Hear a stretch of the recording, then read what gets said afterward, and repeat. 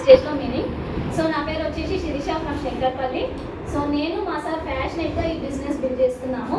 మేము ఈ ఆపర్చునిటీ ఎందుకు తీసుకున్నాము అంటే బయట మేము ఏదైతే వర్క్ చేస్తున్నామో అక్కడ మా డ్రీమ్స్ ఫుల్ఫిల్ అవ్వట్లేదు.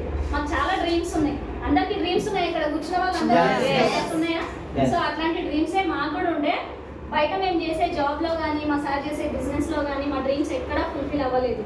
సో మేము ఈ ఆపర్చునిటీ తీసుకొని 20 monthsలో 10 లక్షల వర్త్ గల నిసాన్ మ్యాగ్నైట్ కార్ తీసుకున్నాం.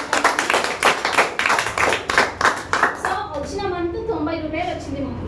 90 రూపాయలు వచ్చిందంటే అందరు హ్యాపీగా ఫీల్ అవుతారా? స్వీట్స్ పంచుతారా? లేదు. ఏమనుకుంటాం, ఎవరైనా ఇంత చేస్తే ఇంతే వస్తుందా అంటే స్టార్టింగ్ ఎవరికైనా అంతే వస్తుంది. ఆ 90 రూపాయలు 90,000 అయితే 9 లక్షలు కూడా అవుతాయి. సో 90 రూపాయలతో స్టార్ట్ అయిన మా జర్నీ ఇవాళ 60,000 ప్లస్ తీసుకుంటున్నాం ఎవ్రీ మంత్. సో అందరం వింటాం, ఇక్కడ నమ్ముతాం, వింటాం, ఫుల్ ఎక్సైట్తో బయటికి పోతాం. బయటికి పోగానే మన పక్కింటి వాళ్ళకి చెప్తాం.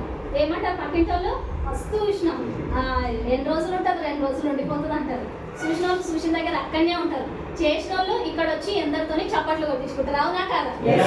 ఎస్. గట్టిగా డెసిషన్ తీసుకోండి. మన కోసం మనమే నిలబడాలి. మన కోసం ఎవరైనా వచ్చి ఏమైనా చేస్తారా? ఎవ్వరూ చేంజ్ అయ్యారు. మనకు ఒక డ్రీమ్ ఉందంటే ఆ డ్రీమ్ కోసం మనమే నిలబడాలి, మనమే కష్టపడాలి.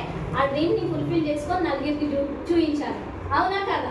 Yes. So take a right decision. Thank you. Wish you.